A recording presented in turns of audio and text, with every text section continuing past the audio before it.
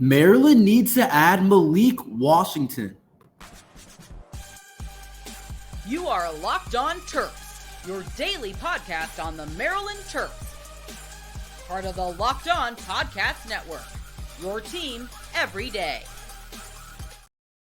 What's up, everyone? I'm Tre Moore, video content creator for 247 Sports and InsideMarylandSports.com, and host of Locked On Terps, part of the Locked On Podcast Network, your team every day. So thank you for making us part of your day. It's a really good Wednesday. It's hump day. We're getting closer to the weekend, getting closer to Friday. So thank you guys all for tuning in during the week. The views have been up lately, and a lot of people have been tuning in, and I've been able to see a lot of you guys comment and different stuff. So make sure you subscribe, make sure you like, and do anything to help the channel. I really appreciate it overall, and I appreciate everyone that listens to anything that I have to talk about overall. But let's dive into things. Let's talk about Malik Washington. I think Maryland needs to get him, needs to land this kid, this 2025 quarterback.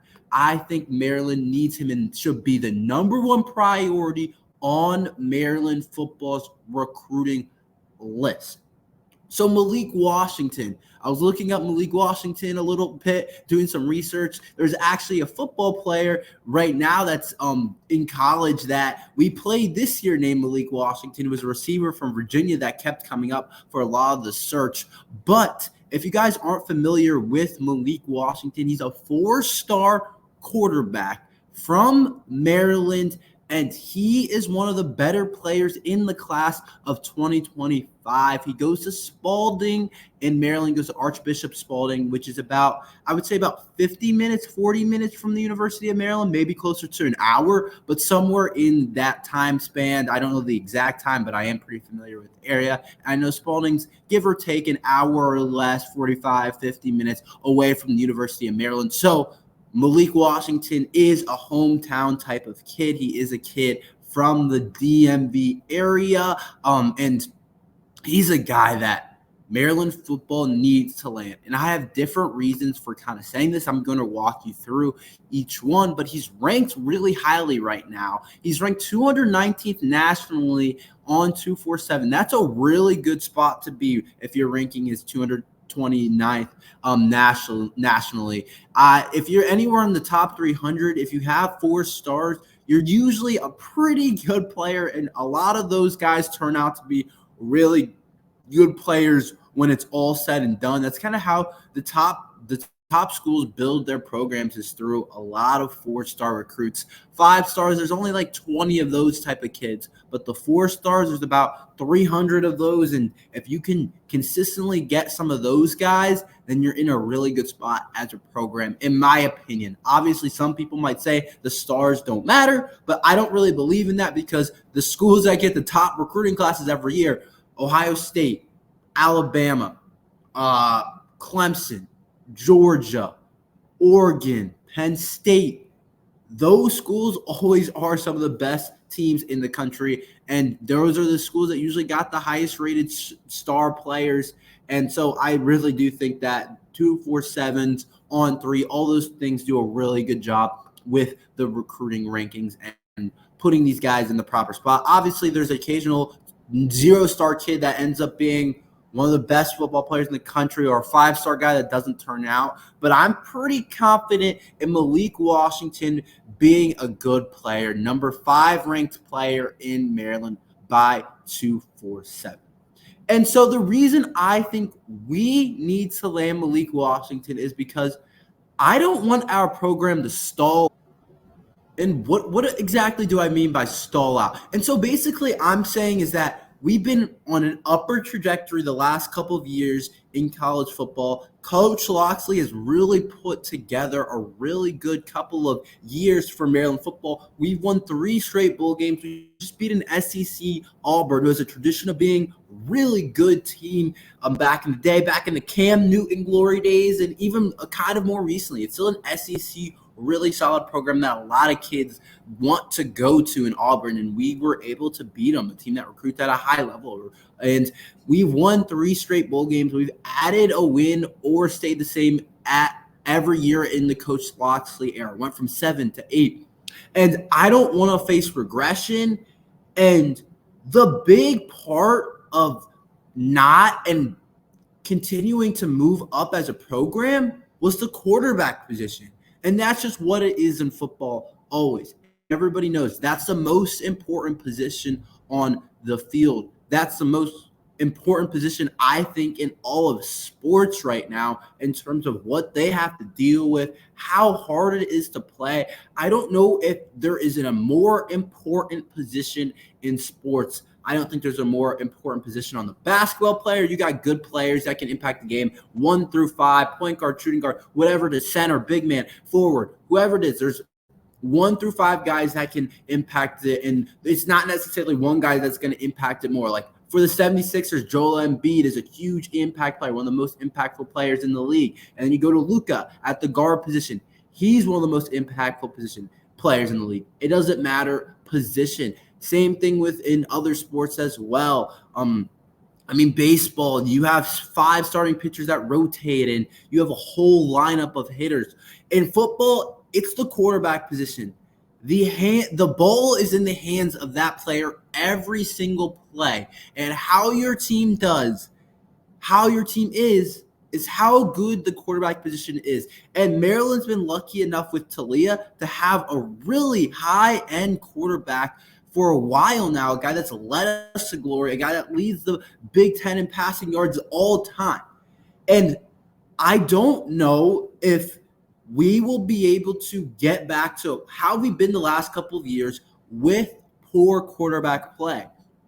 Even with mediocre quarterback play, I don't know if we can be the team that we've been the last couple of years. And we haven't been anything crazy. We haven't been elite over the last couple of years, but we've been in a really good spot right in that, not that upper echelon of the Big Ten, not the top of the Big Ten. That was for the Ohio State, Penn State, Michigan. Michigan, of course, won the national championship, best team in the country last year. But we were a tick below that, and being right below that in terms of the Big Ten, being a team that, okay, we weren't exactly in the top 25, but we were really good in Big Ten play outside of those 3. Of course, we dropped a couple games that we shouldn't have. But if you looked at the rankings where people had the Big Ten, we finished right below Penn State, Michigan, Ohio State on the harder side of the Big Ten. And, of course, with Oregon, Washington, UCLA, and USC coming into college football now, or coming into the Big Ten, it's now going to be a little bit different, and it's going to be harder to stay in that kind of next tier down from the top teams in the Big Ten. And so I get back to, we need a guy like Malik Washington, a guy that is really elite at the quarterback position to be able to sustain some type of success, because I'm not going to say it's going to only get harder, but it could get harder with adding these teams in the Big Ten, just staying consistent, staying up to date with the recruiting and everything, because more players are going to want to go into the Big Ten. So that can definitely be a benefit of yours for Maryland. And if they can continue to up their recruiting in the other positions on the defense side of the ball, on the offense side of the ball, and then while also adding a good quarterback, I think we're in a good spot. And that's exactly what I think Malik Washington is. I think Malik Washington might have more upside, honestly, than Talia. I think he might be more talented than Talia just because of his size and his athleticism. Malik Washington's 6'4", 200 pounds, and he's still filling out for sure. 6'4", 200 pounds. He can still add a lot of muscle. He can still get bigger, and he's an absolute freak. I've seen him play basketball live, and if you would have told me he was a quarterback, I would have been like, what? Like, I feel like this guy should be coming off the edge or something like that. He's an absolute freak at the quarterback position. He can move. He can jump, even though that's not necessarily super important for a quarterback to be able to do. But the way he is as an athlete, I think he brings more of an upside than Talia. So maybe potentially maybe he won't have the records that Talia has, but maybe he could do some of the things that Talia wasn't able to do and come up big in the bigger moments that Talia didn't really get to do at Maryland. I think Malik Washington has a chance to do that. And then another reason I think we need to add Malik Washington is I'm unsure of our current quarterback room right now. Billy Edwards, Cameron Edge, MJ Morris, I'm unsure. I think Coach Loxley is honestly unsure of how that's going to go. And so I don't want to face regression in the quarterback room, and having as many guys in that room that are high-end players, I think then that puts your quarterback room in a good spot. You want as many good players in there as possible, but I don't know how good these guys are, what their kind of upside is as players. I don't know how good Billy Edwards can be. I don't know how good MJ Morse can be. I don't know how good Cameron Edge can be because I haven't really seen a ton of it. But I know that Malik Washington is being recruited by a ton of schools, and I know that his upside is definitely there, and just where he is ranked as a player and seeing him play live football and basketball. But it seems like 4 schools are recruiting him the hardest, he says. It looks like Syracuse, UCF, and Virginia Tech. Some people think that Maryland's the lean right now, which will put us definitely in a good spot. I'm still kind of unsure of how it will go, but other schools like Penn State and Oregon also he has offers from. So it'll be interesting to see where it goes from. But I think Maryland needs Malik Washington to put us in a spot to continue to succeed as a program. I don't think he starts as a freshman or anything he could actually. I take that back. He could be a guy if next year we're looking at a quarterback class or a quarterback room that didn't really work out, and maybe a couple guys transfer and only one guy's left over, and it's maybe just not looking great. Malik Washington could be a guy that resets the program, could start right away, play right away for Maryland. That could be a possibility from him. He has that type of talent. He has that type of arm when I've seen him play, when I watch his film. And so I think Maryland needs Malik Washington to continue success, to continue to reach new opportunities, new type of places that the program hasn't been yet. And so I would love the Terps to land Malik Washington. Maryland basketball is preseason top 25. I've seen it in a couple of places that they're in their way too early preseason top 25. I will tell you about that after this ad from FanDuel. It's playoff time in the NBA and NHL. Baseball is in full swing, and FanDuel is your place to bet on every game. Right now, new customers get $150 in bonus bets guaranteed. That's $150, win or lose. I know some of you guys like to bet. Well, you can do awesome stuff on FanDuel with the NBA. If you want to bet on LeBron, or if you want to bet on Steph Curry, whoever you want to take, if you want to bet on baseball, like if you're a DMV sports fan and you want to bet on the Nationals to win, or if you more of a Baltimore type of guy and want to bet on the Orioles to win, you can do that. So bet everything from slap shots to home runs to slam dunks, all on that app. Is safe and secure and easy to use. What are you waiting for? Visit FanDuel.com/lockedon and make your first bet an automatic win. FanDuel, America's #1 sportsbook. So Maryland basketball, I've seen it a couple of places, and some people's way too early top 25. I've seen it on Instagram, is being ranked in the top 25. So this is really interesting. I think a lot of people are going to be like, huh? Like what? After the year that we saw Maryland have, people are having them in their preseason top 25. And if I was a casual fan, honestly, and I didn't know exactly the weight of the type of players that Maryland brought in, I think I would say the same thing. I'd be like, no way in heck Maryland should be a preseason top 25 team. There's no way this basketball team is that type in that type of spot as a program. It's no way that last year what they did can contribute to them being a top 25 team. And I don't think it does. But if you understand what Maryland is bringing in, what they are bringing back, and the guys that they've recruited and the guys they've got in the portal, it makes sense that Maryland basketball is a top 25 preseason team. And I know it's way too early. The national championship just ended. We just watched UConn go on an absolutely historic run and do some of the coolest things that you've seen a basketball program do in terms of just being excellent over and over again and not playing any game not the way they're supposed to. They played every game pretty much at an elite level, and we haven't really seen that in a while, just a team march through March like that. But On the other side of things, going into the offseason, once that national championship is done, all you talk about is next season, the coach hirings, coach firings, the portal, blah, blah, blah, all that type of stuff going into next season, whether it's Calipari getting fired or not fired, but Calipari moving to Arkansas and who's the next coach at Kentucky. That's the type of stuff that matters now. And so we're worried about next year right after the season's over. That's just how it goes. And it's interesting to put us at 17th in the country. I wouldn't expect people to have us that high. I wouldn't expect people to understand what we did this offseason, but apparently people do. And I'm telling you guys, it makes sense. If you think about it, what this team has, what the rest of the whole country is losing. There's plenty of players that the whole country is losing. I know this is one of the worst draft classes, but there's plenty of guys, especially in the Big Ten, that are gone. And look at it. We bring back Julian Reese. Just right there. Julian Reese is a top player in the Big Ten right now. He might be the top returning big man in all of the Big Ten next year with Zach Edey out and a couple other guys gone. Julian Reese might be the best big man coming back in the Big Ten. So he might be bringing back a potential first-team All-Big Ten type of guy, the best big man in the Big Ten potentially, and one of the better bigs in the country as well in Julian Reese.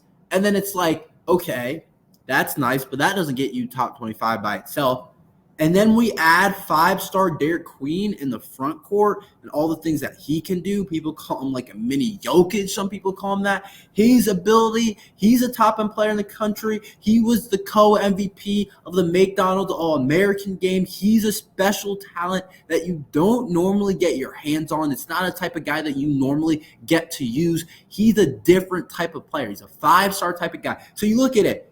Julian Reese and Derek Queen are in your front court, okay? It's like already that's a five-star and maybe the best returning big in the Big Ten. That right there might be the best front court in the country maybe.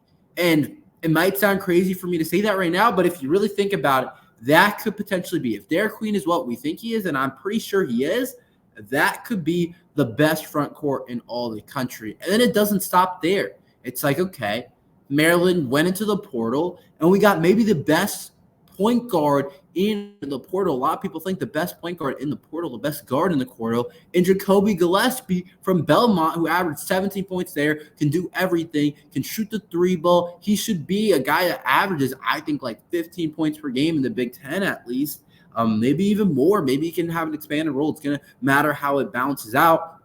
He was a top-ranked transfer on a lot of people's board, and he's going to be a really high-end player, and a ton of schools in the country wanted him. So we have a one guard that could potentially come into the Big Ten and surprise a ton of people in the point guard that could be one of the better players in the conference potentially. A front court that could be one of the best in the entire country as well. And then we add in some shooting and Rodney Rice, who some people has the 10th ranked player in the portal. He's a top-end player in a really good spot, and he didn't work out at Virginia Tech, but that's okay because we got him. So I'm honestly not upset a little bit that he didn't work out at Virginia Tech. He can shoot the ball. He can do everything. You could see him at the 3 or the 2 or the 1, to be honest. And then Deshaun Harris-Smith as well. Can't forget, he really turned it on at the end. The freshman from last year is going to be a really good player. And then we get Jordan Geronimo, who started for Maryland basketball last year, coming off the bench. And then we get Jahari Long as well coming off the bench. And then Chance Stevens. And you can't forget, we still have 2 spots in the portal to add guys. So I think it makes sense with the talent that we have, that we're ranked, that we would be ranked in the top 25. And I'm telling you now, if next year doesn't go well, Kevin Willard could be out. And the way this team looks, the way this team is molded, I will be really disappointed if it doesn't go well like it did this year. Because last year we were preseason top 25 as well, and we were like right outside of it. We were like the 26, 27 team, and it didn't go well, obviously. So I'm really hoping this year that it does. But I think it makes sense that a lot of people have us in their way too early, top 25. Maryland's tight end room can change the offense. I will tell you about that after this ad from the Gametime app.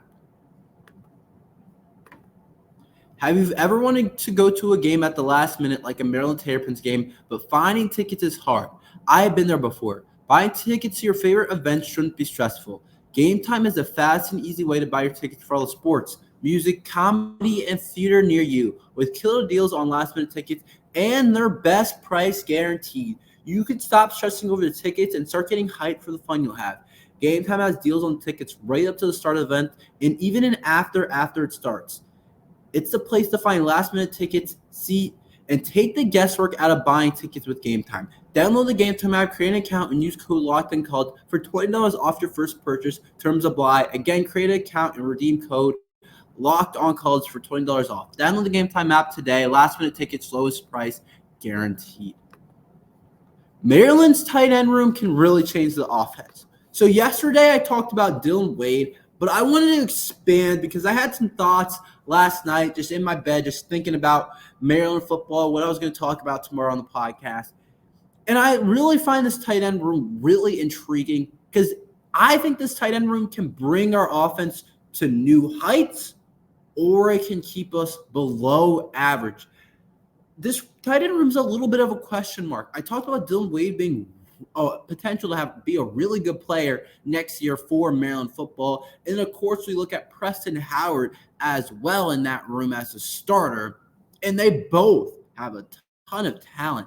Guys that could be just really good players for Maryland football. Preston Howard, 6'6", former quarterback, also basketball player. I know Preston personally. A top-end athlete, really a freakish athlete, a guy that you just have to get on the field. And I think the tight end spot serves him really well. He can go up and get it. He can also move at the tight end position. But 6'6", Preston Howard in there. And I think if he plays to the level that he has the ability to, and he really figures it out and plays like some of the time how we saw him play, we saw him make insane catches in the spring game. We saw him hurdle guys during the season. We know what Preston Howard can be. It's really just, can he put it all together and can he be as good as he can be? And a part of that might come down to the quarterback spot. Can they get him the ball? Can they allow him to get the ball in space? Can he block at a high level as well for the running backs? A lot of it's going to depend on that part of the game as well, and some of it's not going to be in his control. But I think Preston Howard at 6'6" can really change this offense with the ability in the red zone to go up and get it. We saw him catch a touchdown in the Music City Bowl game.